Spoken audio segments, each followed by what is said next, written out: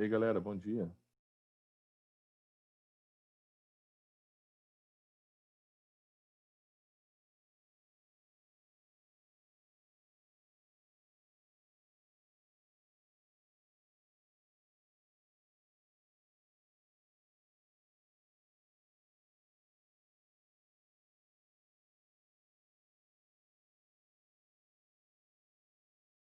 É, galera, então, como eu havia dito para vocês, nós vamos trabalhar esse tópico, né, de energia. Nós estamos trabalhando energia mecânica, tanto energia cinética quanto energia potencial, gravitacional e potencial elástico. Hoje nós vamos trabalhar com impulso e quantidade de movimento. Hoje e na próxima e amanhã. Na próxima semana, a gente vai estar trabalhando com alguns exercícios, resolver alguns exercícios para vocês, envolvendo tanto energia quanto... Quando eu falo de energia, subentende todos esses tópicos que estou falando de trabalho, energia e impulso e quantidade de movimento. Então, esse campo nós estamos trabalhando. Quando a gente vai para o Enem, só de quantidade de movimento, eu devo ter 5 ou 6 questões desse tópico no Enem. As maiores questões que estão tendo aí são sobre trabalho, sistema de conservação de energia, mas está tudo no mesmo campo, tudo na mesma situação. A gente consegue resolver alguns exercícios, tanto pela quantidade de movimento, quanto por conservação de energia mecânica. Então, tem exercícios que são intercambiáveis. A gente consegue juntar todo mundo, né? Tantas leis de Newton. A aula passada de física, eu pedi para vocês resolverem um exercício de duas maneiras, tanto utilizando a cinemática, quanto utilizando a sistema de energia, trabalho e energia. Então, é muito comum a gente se intercambiar nessas áreas, já que elas se comunicam. Uma foi derivando da outra. Então, não tem problema nenhum você usar o que você achar mais conveniente. Segunda coisa importante para a gente é que, então, na segunda e na terça, semana que vem, dia 29 e dia 30, a gente só vai fazer exercícios envolvendo energia e quantidade de movimento. Quem tiver algum exercício que está com dúvida, quer que eu coloque na lista que eu vou resolver na segunda e na terça, é só enviar para o meu WhatsApp, que aí eu vou montar uma lista para a gente resolver. Aquelas que eu mandei para vocês já, aquelas 30 e poucas questões, que envolvem tanto trabalho, energia, impulso e quantidade de movimento, então pode ser, se tem uma daquela que você olhou a resolução, não entendeu o que é que faz de novo, o que é que faz aqui, pede para mim, a gente vai fazer uma lista.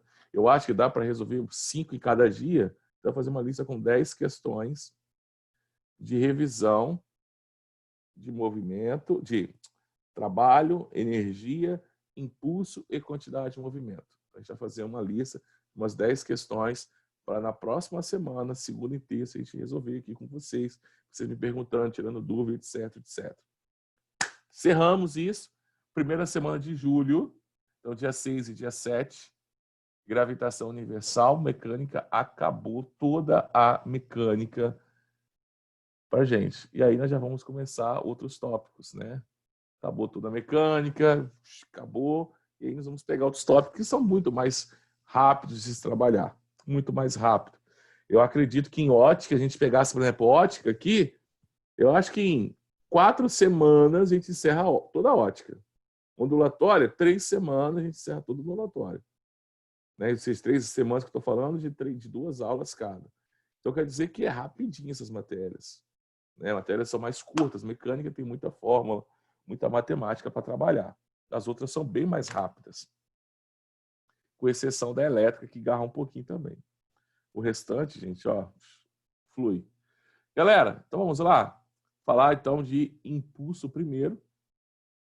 Depois a gente fala sobre quantidade de movimento. Show? Então, primeiro, impulso. Depois, quantidade de movimento. Depois a gente junta as duas coisas. Comigo, então. Galera, então o que nós vamos abordar aqui? Né? Então, já vou abordar o que é impulso, o que é quantidade de movimento, o que é o teorema do impulso, que é quando eu associo as duas coisas, eu associo a fórmula tanto de impulso quanto à fórmula de quantidade de movimento. Depois nós vamos entender o que é um sistema isolado de força, o que são forças internas, o que são forças externas. Depois nós vamos entender qual é o princípio da conservação da quantidade de movimento. E por último, já falar de colisões. Colisões elásticas e inelásticas. O que é a diferença em cada uma, o que de energia se conserva, o que não se conserva de energia. Então, é o nosso tópico de hoje e da próxima aula. Galera, primeiro, impulso, muito tranquilo. O que é impulso? Impulso é uma grandeza vetorial. Vetorial. Então, impulso é vetor. Então, tem que estar preocupado com a direção, tem que estar preocupado com o sentido. Senão a gente erra a questão, tá? A gente erra a questão. Então, tem que ficar bastante atento. Em algumas situações, nós vamos ter que usar soma vetorial. Então, é uma grandeza física que está relacionada a uma força. Então, eu estou aplicando uma força em um determinado corpo e durante o intervalo de tempo que essa força foi aplicada. Então, quer dizer que meu impulso, o meu impulso, ele é diretamente proporcional à força. Então, se eu aumento a força, eu aumento o meu impulso. E meu impulso também é diretamente proporcional ao tempo. Quanto mais tempo se aplica essa força, maior será o impulso dessa força. Fiquem atentos a isso aqui, que eu estou falando isso aqui para vocês. Impulso. O impulso ele é diretamente proporcional à força. Então, quando eu falo isso, eu estou falando para você que o intervalo de tempo permaneceu o quê? Constante. Então, para o mesmo tempo, sei lá, meu tempo foi de 1/1000 de segundo. Se eu aumento a força, aumenta meu impulso. Se eu diminuir a força, diminui meu impulso. Então, eu tenho 3 grandezas nessa fórmula. Então, quando eu relaciono apenas duas, eu vou manter a outra constante. Porque senão não dá para eu relacionar. Impulso e tempo de contato dessa força são diretamente proporcionais para uma mesma força. Então, quer dizer o seguinte.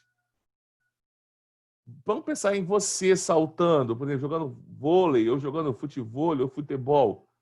O que é muito comum? Não é muito comum a gente agachar, né? A gente agacha para saltar, porque a gente não consegue aumentar a nossa força muscular assim de uma hora para outra, sem um treinamento. Então, se eu estou querendo saltar mais alto, o que eu faço? Eu agacho. Para que agachar? Para aumentar meu tempo de contato dos meus pés com o solo. Então, eu vou aplicar uma força durante um intervalo de tempo maior. Logo, eu vou ter um impulso maior. Agora, para o mesmo impulso, força e intervalo de tempo são inversamente proporcionais. Então, quer dizer que se eu manter o meu impulso constante, então eu tenho uma situação no cotidiano em que não houve e que não vai haver variação de impulso, tempo e força são inversamente proporcionais. Então, se eu aumento o tempo de contato, eu vou diminuir a força para o mesmo impulso. Se eu diminuir o tempo de contato, eu aumento a força para o mesmo impulso. Exemplo, airbag. Qual é a função do airbag no automóvel como um item de segurança? A função de segurança é impedir a inércia. Agora, o airbag ele não tem a ver com a inércia, ele não vai impedir de você continuar em movimento. Só que ele vai aumentar o tempo do seu contato com o automóvel durante uma colisão. Se ele aumenta o tempo e ele não vai influenciar na velocidade do automóvel, logo do impulso será o mesmo, a desaceleração, né? O impulso será o mesmo, tranquilo? O impulso será o mesmo. Então quer dizer que a força de colisão sua com o automóvel vai diminuir durante uma colisão em um automóvel com airbag. Porque seu tempo de colisão aumentou, consequentemente, para que o impulso permaneça constante, a sua força de impacto vai diminuir. Então, impulso e força diretamente proporcionais, impulso e tempo de contato diretamente proporcionais, força e tempo de interação entre a força e esse corpo são inversamente proporcionais para o mesmo impulso. Tá? Então, sempre que eu tiver 3 ou mais grandezas, eu tenho que considerar que as outras são constantes para que eu possa comparar se elas são diretamente ou inversamente proporcionais. Nós já sabemos que unidade de medida de força é Newton, unidade de tempo no sistema internacional de unidades é segundos, logo, meu impulso vai ser Newton vezes segundos. Eu falo Newton segundos e acabou. Tá? Seguindo.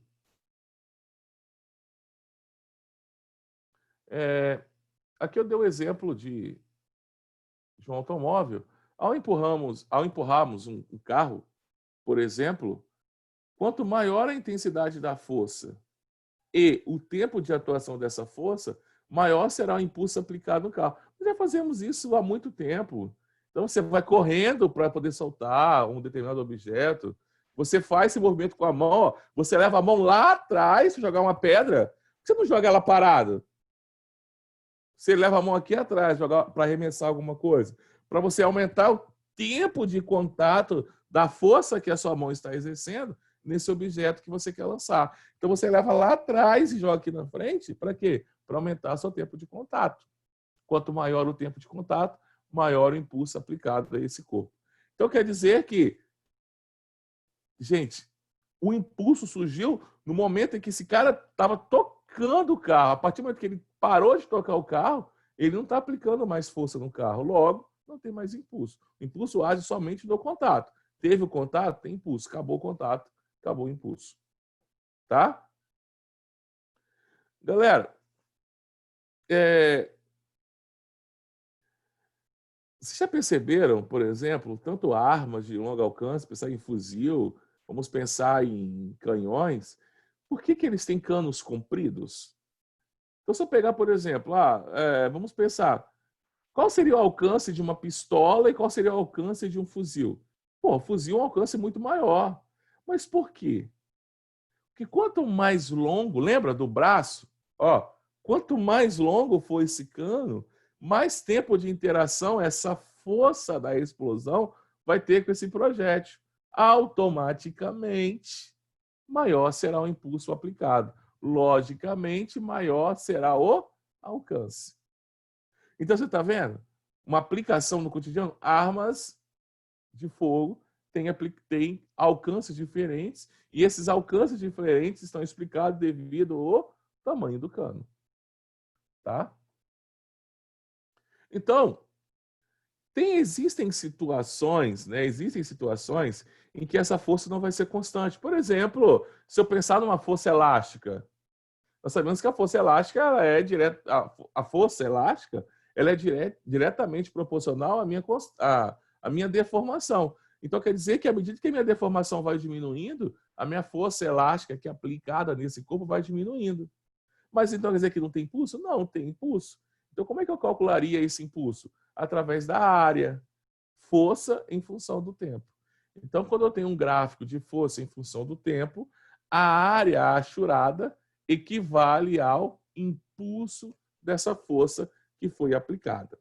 Então, eu quero dizer para vocês que se eu vou calcular o impulso de uma força, eu só usarei essa fórmula aqui para forças constantes. Se essa força não for constante, eu tenho que usar o quê? Eu tenho que ter um gráfico, associar ela a um gráfico para que eu possa relacionar. Aí eu vou calcular o quê? Eu vou calcular a área do gráfico. Show?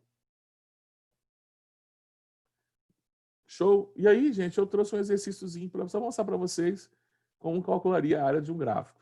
Então, observe o gráfico a seguir. Indica a força exercida por uma máquina em função do tempo.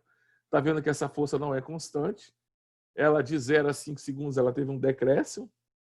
Aí ele fala, admitindo que não há perca do sistema, o módulo do impulso fornecido pela máquina no intervalo entre 5 e 105 segundos, em newtons segundos, vale. Então ele só quer saber nesse intervalo de tempo aqui, ó. Essa área aqui. É só isso que ele quer saber. Então, que figura que eu tenho aqui? Um retângulo. Então, eu vou calcular a área desse retângulo. Então, nesse caso, meu impulso, ele é numericamente igual à área da figura. Então, quer dizer que meu impulso vai ser igual a base vezes altura.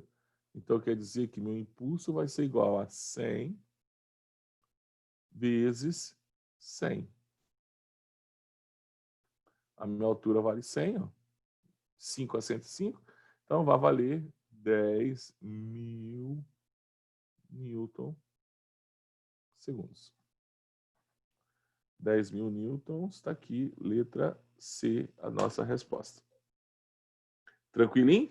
Muito fácil, claro, gente. Não estamos no nível do Enem ainda, estamos em vestibulares tradicionais. A gente vai chegar lá. Relaxa, vamos chegar lá. Nós estamos só introduzindo ainda alguns conceitos. Você calcula a área do gráfico, coloca a área no gráfico, 10.000 newtons por segundo. Perfeito? Show? Galera, já aprendemos o que é o impulso, já sabemos que o impulso está relacionado com a força e com o seu tempo de contato, já sabemos que eu posso aumentar o impulso de uma força aumentando a força ou aumentando o tempo de interação dessa força com esse corpo. Eu já aprendi isso. Já sabemos que se a força não for constante, eu tenho que associar essa força a um gráfico para que eu calcule a área do gráfico e então, aí eu vou ter o impulso dessa força. Já aprendi que impulso também é uma grandeza vetorial, logo ela tem o quê? Módulo, direção e sentido. A direção e o sentido do impulso é a mesma da força, não se esqueçam disso. Então, agora eu vou falar sobre quantidade de movimento. Intuitivamente, assim como impulso, a gente agacha para saltar mais alto, a gente quer jogar uma pedra mais longe, a gente leva o braço e leva o corpo ainda para aumentar o tempo. O que a gente faz? Ó, quem joga handball já viu isso. Você leva tanto o corpo quanto o braço para arremessar mais forte. Então, você já intuitivamente, você já está aumentando o seu impulso, aumentando o tempo de contato que você está tendo dessa bola para arremessar com o seu corpo. Então, é algo intuitivo. É a mesma coisa com a quantidade de movimento. Algo intuitivo. Intuitivamente, nós já sabemos que é mais difícil parar um caminhão do que parar um carro. Só que intuitivamente é insuficiente. Eu preciso relacionar isso a alguma coisa. Então, por que é mais difícil parar um caminhão do que um automóvel, por exemplo? Porque o automóvel, o caminhão, ele tem uma inércia de movimento maior do que o automóvel, do que uma moto, do que uma bicicleta, do que uma pessoa. Então, nós estamos relacionando essa inércia à nossa massa. Mesmo que tenha a mesma velocidade, eu estou relacionando algo ao tamanho, à sua massa. Logo, nós vamos chamar isso de quantidade de movimento. Então, eu precisava criar uma grandeza física que relacionasse não só a velocidade, mas também a massa, a uma outra dimensão. E aí surgiu a quantidade de movimento. A quantidade de movimento também é uma grandeza vetorial. Ela tem a direção e o sentido da velocidade, e o módulo dela é determinado pelo produto da massa desse corpo vezes a sua velocidade. Então, como a massa está em quilograma e a velocidade está em metros por segundo, então quer dizer que a quantidade de movimento vai ser dada em quilograma metros por segundo. Então, a quantidade de movimento, né, quantidade de movimento é igual a massa vezes V. Massa vezes velocidade. Beleza? Gente, eu quero aqui eu fiz para vocês a seguinte situação. Que quilograma metro por segundo é a mesma coisa que newton por segundo. Por quê? O que é newton? Da onde que vem esse newton? O newton não vem da força? Então, se você pegasse um newton aqui, como é que eu calculo o newton? Newton é força. Como é que é força? Força não é massa vezes a aceleração? E massa não é quilograma? E a aceleração não é metros por segundo ao quadrado? Então, aqui eu tenho unidade de massa e aqui eu tenho unidade de aceleração, que vem daqui, da força. Só que impulso é força vezes o tempo. E meu tempo ele é dado em segundos. Então, ficou quilograma, metro por segundo vezes segundo. Eu vou cortar esse segundo aqui e vou cortar o quadrado aqui. O que sobrou para a gente? quilograma metro por segundo. Então, quer dizer que eu falar newton segundos ou quilograma metros por segundo, eu estou falando a mesma coisa. Então, quer dizer que eu posso expressar a quantidade de movimento tanto em quilograma metros por segundo ou newton segundos, que vai ser a mesma coisa. É isso que eu quero dizer nesse slide. Eu quero dizer que tanto faz você escrever newton segundos ou quilograma metro por segundo. Vai ser a mesma coisa. Tranquilo? Isso é a mesma coisa. Galera, eu tenho um exercício para a gente aqui, né? Em um trecho plano e horizontal de uma estrada, um carro faz uma curva mantendo constante o módulo de sua velocidade em 25 metros por segundo. A figura mostra o carro em duas posições. Uma posição inicial e uma posição final. Show? A figura mostra o carro movendo-se em direções que fazem entre si um ângulo de 120 graus. Considerando a massa do carro igual a 1.000 kg, pode-se afirmar que entre as duas posições indicadas, o módulo da variação da quantidade de movimento do veículo em quilograma metro por segundo é igual a... Toda vez que ele pedir variação de qualquer coisa, o que eu tenho que fazer? Então, assim, a variação da quantidade de movimento é a quantidade de movimento final menos a quantidade de movimento inicial. Sempre assim. Só que aí tem um problema. Né? Só que aí tem um problema. Deixa eu colocar a minha câmera aqui. Professor, então é fácil. Professor, é só pegar assim, ó, a quantidade de movimento final, calcular final, é a massa dele, né? Vezes a velocidade dele final.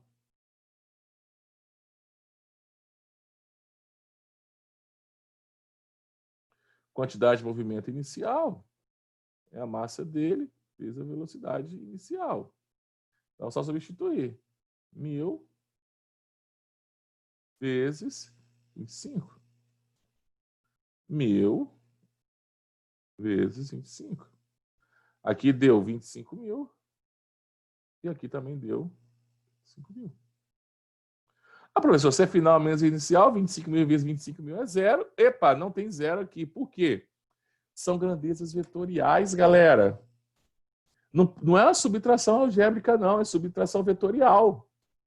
Então, eu tenho que pegar aqui, ó, esse meu vetor aqui, que eu vou chamar de S0, que é esse cara aqui, e vou ter que subtrair desse aqui. Então, aqui eu vou chamar de QI, aqui eu vou chamar de QF. E o ângulo desses dois aqui vale 120 graus. Como é que eu faço subtração de vetor? Então, olha só, e presta atenção. Galera, se esse cara aqui está negativo, então quer dizer que eu vou fazer o seguinte, eu vou ter que inverter o sentido desse cara aqui, ó. Então, essa minha subtração vai ficar assim agora, ó. Esse continua, que é o meu QF. Só que esse agora aqui eu vou ter que inverter o sentido. Aquele sinal negativo na frente de um vetor faz com que eu inverta o sentido dele. Então, aqui é QI. Então, agora, ó, regra do paralelograma. Esse é o meu resultado. E quem é esse ângulo aqui? 120 graus. Galera, e aí? E aí, como é que eu resolvo isso aí? Como que eu resolvo aquele meu vetor resultante ali? Alguém lembra? Alguém que está assistindo a aula aqui lembra de como que eu calculo aquele cara ali? Anthony, Cauê, lei dos cossenos. Sim, lei dos cossenos, a gente vai usar o ângulo 120 graus, tá? Perfeito? Tá 120. A gente não vai usar o outro ângulo. Então vai ficar assim, ó. Ó. Então, ó, aplicando lá, ó. Então, essa minha variação de Q vai ser igual a raiz quadrada, já vou passar para cá a raiz quadrada, tá? De QF ao quadrado, mais QI ao quadrado, mais 2 vezes QF, vezes QI, vezes cosseno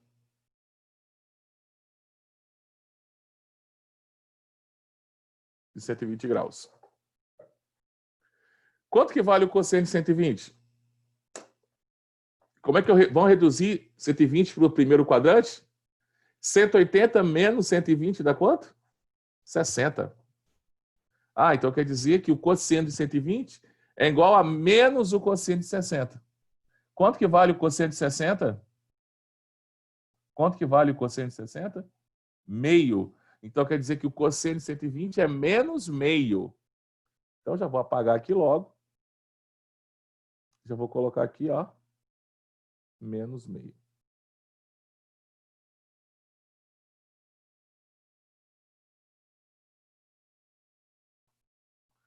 Perfeito? Ó, corta 2. Corta 2. Então aqui, ó, como QF e QI é o mesmo valor, 25 mil, então vou fazer o seguinte aqui, ó. Ó. Eu vou deixar só Q, já que são o mesmo valor, tá, gente? Ó, deixa aqui. Deixa aqui. É só Q, de quantidade de movimento. Então como é que vai ficar agora? Vai ficar assim, ó. Raiz quadrada de 2Qs ao quadrado, porque Q ao quadrado mais Q ao quadrado, 2Q ao quadrado. Q é a quantidade de movimento. Eles são iguais, menos Q vezes Q, Q ao quadrado. Então, quer dizer que a minha quantidade de movimento aqui vai ser igual a 2Q ao quadrado menos Q ao quadrado, Q ao quadrado. Raiz quadrada de Q ao quadrado é igual a Q. Então, quer dizer que a variação da minha quantidade de movimento dá o quê? Q.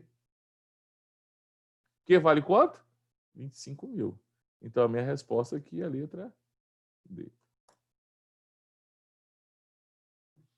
Quem já estudou vetores, sabe que quando eu tenho dois vetores iguais, anote isso aí. Quando eu tenho dois vetores iguais e o ângulo entre eles é 120 graus, a resultante é o próprio vetor.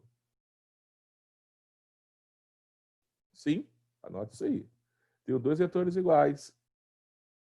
O ângulo entre eles é 120 graus. O somatório desses vetores, o resultante desse vetor é igual a próprio vetor. Não pode esquecer disso aí.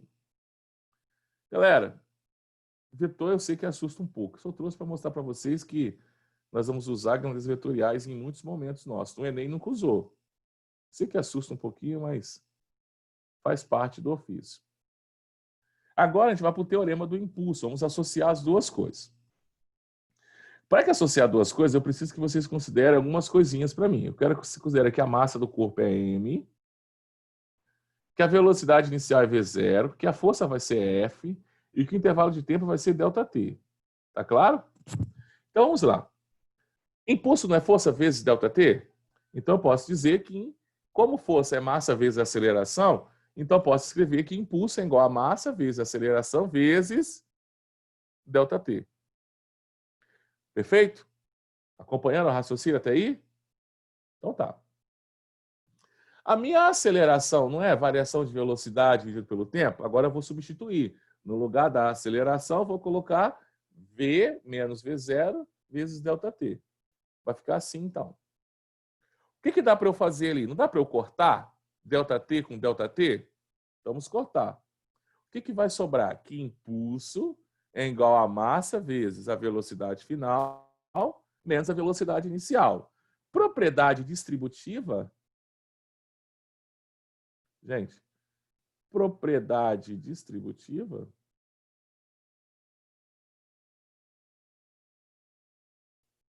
né?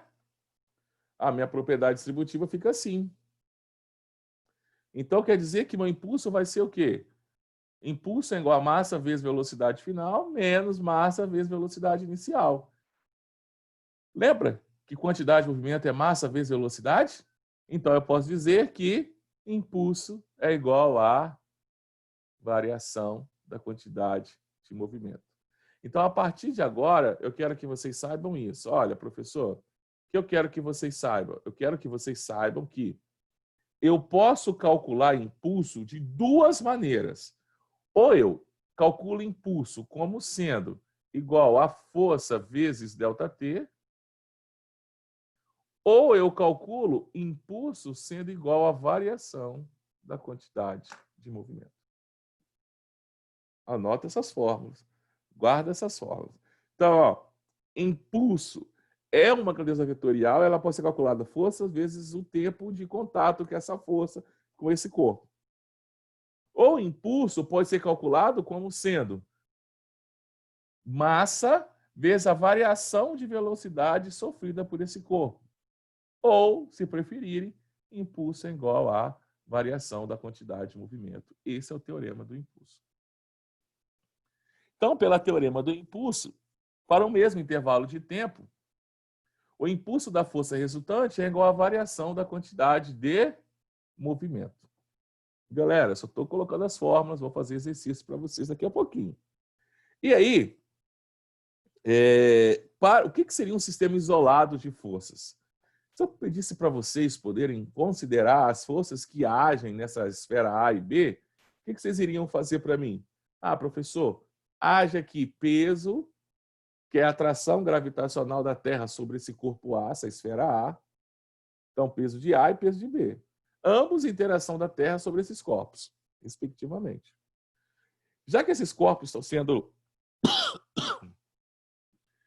atraídos pela Terra, automaticamente eles estão comprimindo a superfície, a fina normal. Então, surge uma força da superfície sobre elas, chamada de normal. Chamei de normal A e normal B, respectivamente. Só que, se essa esfera A exercer uma força em B, B exerce em A. Então, quer dizer que, além dessas forças, surgem aqui a força que A exerce em B e a força que B exerce em A. Não é? Que é a força de interação? Sim, força que A exerce em B. B. Estudamos bloquinhos e sabemos disso. Gente, o peso de A não é uma interação, não é do sistema. É a Terra. Eu não estou preocupado com o que a Terra está fazendo. Eu estou preocupado com a esfera A e a esfera B. Eu não quero relacionar a Terra. Então a Terra não faz parte do sistema que eu estou estudando. A Terra, a força que a Terra atrai A é uma força externa ao meu sistema. Eu estou estudando a colisão da esfera A com a esfera B.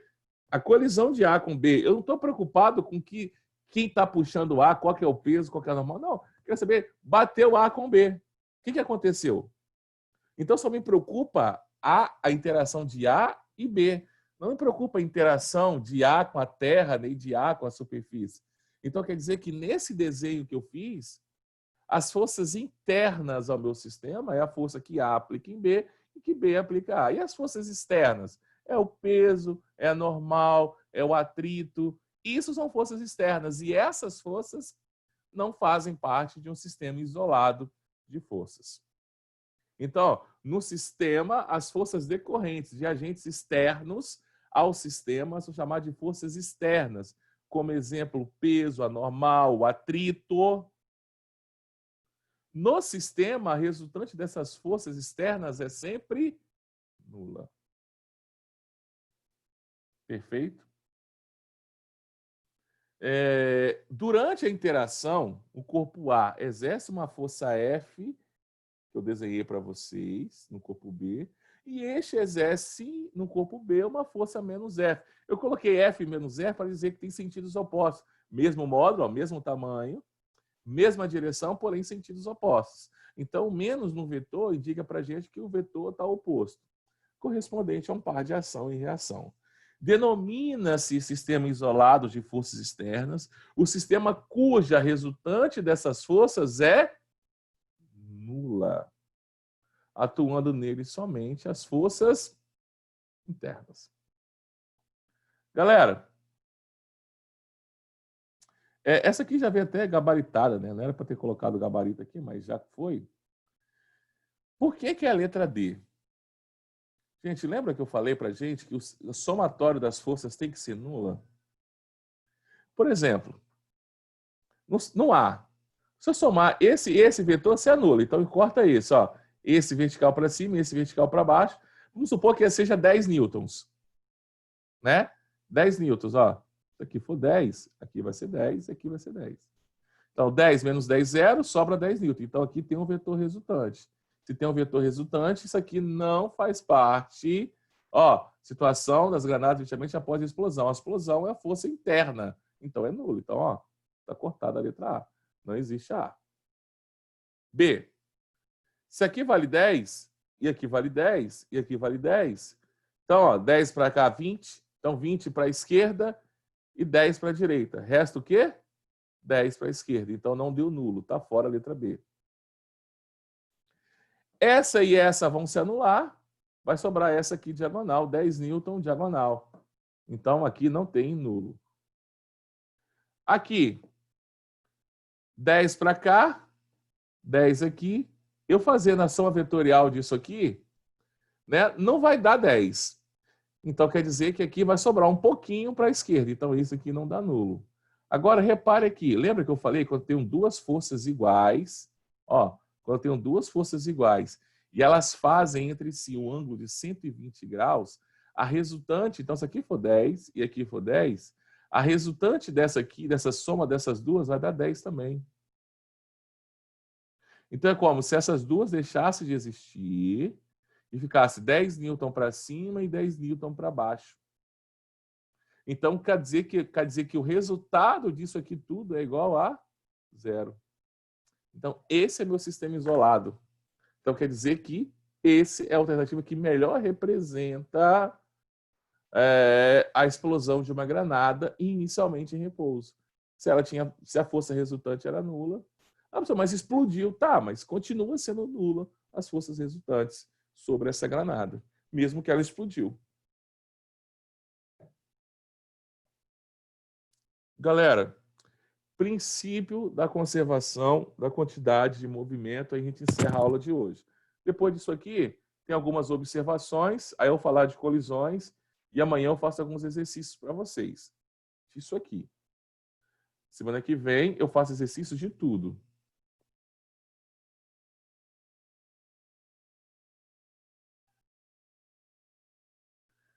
Tá. Considerando um sistema isolado de forças externas, força resultante é igual a 0. Então, quer dizer que o impulso da força resultante também vai dar 0. Pelo teorema do impulso é igual a quantidade de movimento final menos inicial. Então, se o impulso é 0, já que eu falei que em um sistema isolado, as forças que atuam nesse sistema tem que ser 0, então quer dizer que a quantidade de movimento inicial é igual à quantidade de movimento final. Logo, em um sistema isolado, há conservação da quantidade de movimento. Então, a quantidade de movimento inicial é igual à quantidade de movimento final. Gravem esse princípio da conservação da quantidade de movimento. Então, para um sistema isolado de forças externas, a força resultante que atuam sobre esse corpo, as forças internas, são sempre 0. Logo, a quantidade de movimento inicial é igual à quantidade de movimento final. Tá? É o que nós vamos trabalhar aí mais para frente. Aí, a quantidade de movimento pode permanecer constante, ainda que há variação de energia mecânica. Então, o sistema pode perder energia mecânica, mas a quantidade de movimento pode permanecer constante. Isto é, os princípios da conservação de energia e da quantidade de movimento são independentes. Eu não posso falar, se o texto não falar para mim que a energia há conservação de energia, eu não posso falar que só porque houve conservação da quantidade de movimento, tem também conservação da quantidade de energia. Energia e quantidade de movimento são coisas independentes. A quantidade de movimento dos corpos que constitui um sistema mecanicamente isolado não é necessariamente constante. O que permanece constante é a quantidade de movimento total do meu sistema. Então, estou falando o seguinte, não quer dizer que aqui naquele corpo está mantida a quantidade de movimento daquele corpo, do sistema de corpos. Do meu sistema é permanecido constante, mas não de um corpo especificamente. Vou mostrar isso para vocês no exercício, essa observação aqui. Galera, seguindo aí, o que nós temos? Colisões. Eu vou deixar para falar de colisões amanhã. Né? Amanhã eu falo de colisões. Porque aí eu já pego o gancho de colisões e depois de colisões eu falo para vocês sobre o sistema de conservação, choques, coeficiente de restituição, umas dicas, né, para vocês. E aí eu já vou para exercício com vocês. Tá claro? Show? Aí eu já vou para exercício com vocês. Perfeito, galera? Aí eu já vou com o exercício. Tá? Então amanhã a gente fala de colisões. Vamos aplicar isso depois em exercício, calcular algumas coisinhas. E aí nós encerramos essa parte aí de dinâmica para a gente também. Né? Nós encerramos essa parte de dinâmica também. E vamos trabalhar com isso aqui. Show? Então, vamos deixar isso para amanhã. Eu vou mandar para vocês também uma apostilazinha com os exercícios disso, mas hoje não, amanhã eu faço isso também, para que vocês possam usar durante a semana. Lembra que na quinta e sexta-feira nós teremos aula de estequiometria, tá? Vamos falar um pouquinho de estequiometria lá na química. A gente está encerrando geral também. Para encerrar geral, falta só estudos gases. Geral é a parte maior que tem, tá? Galera, um forte abraço para vocês. Obrigado pela atenção de vocês aí.